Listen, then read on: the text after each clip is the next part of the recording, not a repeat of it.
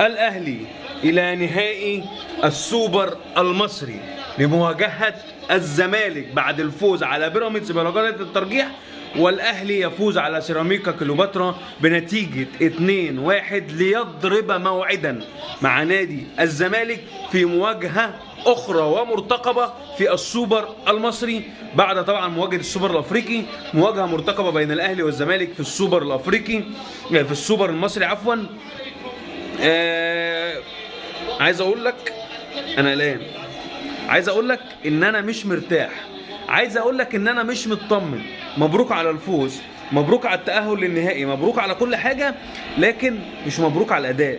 الأداء ما يطمنش بالمرة، الأداء يخوف بالمرة. أداء الأهلي النهاردة يخوف.